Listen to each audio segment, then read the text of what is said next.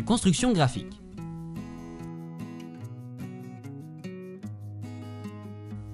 Dans ce point, nous allons voir comment construire graphiquement l'image d'un objet à travers une lentille.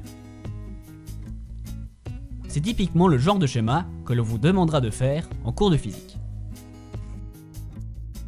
Tout d'abord, nous allons commencer avec un objet dont on connaît sa distance avec la lentille. Prenons l'objet AB. Sur ce genre de schéma, le point A sera toujours situé sur l'axe optique et le point B en dessous ou au-dessus. Il est alors représenté par un trait, cela pourrait être un crayon, une voiture, un immeuble ou bien d'autres choses. En recevant de la lumière, un objet renvoie les rayons lumineux. C'est alors pour cela qu'on le distingue. Dans un schéma, on représente 3 rayons différents. Tous les rayons sont issus du point B de l'objet.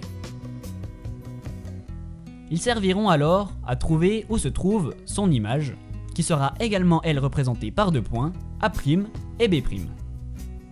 Tout d'abord, le premier rayon à tracer est celui qui passe par le centre optique.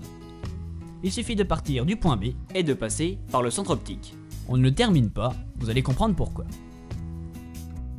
Le deuxième rayon à tracer est un rayon qui part du point B et qui va arriver perpendiculaire à la lentille. Ensuite, il suffira de faire passer le rayon émergent par le foyer image et de continuer jusqu'à obtenir une intersection entre le premier et le deuxième rayon. À partir de là, vous savez où est votre image. On ne va pas s'arrêter là et tracer un troisième rayon. Ce troisième rayon partira du point B' et arrivera perpendiculaire à la lentille. Une fois arrivé là, il suffira de remonter jusqu'au point B et vous obtenez le foyer objet. Donc en connaissant la distance de l'objet et la distance focale OF' de la lentille, nous sommes arrivés à savoir où était la position de son image et où était le foyer objet.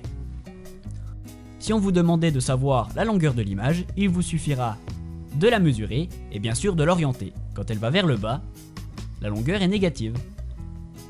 Par exemple, si AB fait 1 cm, sur ce schéma, A'B' fait environ moins 1 cm. Cela est un cas assez simple car il s'agit d'une image réelle. Ce qu'on appelle image réelle, c'est quand l'image est située du côté opposé de l'objet. Mais si l'on rapprochait l'objet, que se passerait-il? Prenons un exemple. Voyez ici la lentille de centre O, le foyer image et le foyer objet. Plaçons l'objet AB un peu après le foyer objet. Essayons de tracer nos 3 rayons. Le premier rayon, partant de B, passant par le centre O et partant à la fin. Le deuxième rayon, partant de B, arrivant perpendiculaire à la lentille, passant par le foyer image. On remarque alors que les 2 traits s'écartent et ne se croiseront jamais. Dans ce cas-là, il suffira de partir à l'arrière. Et donc, nous arriverons également à une intersection, et l'image A'B' sera alors située derrière l'objet. Nous appellerons ça alors une image virtuelle.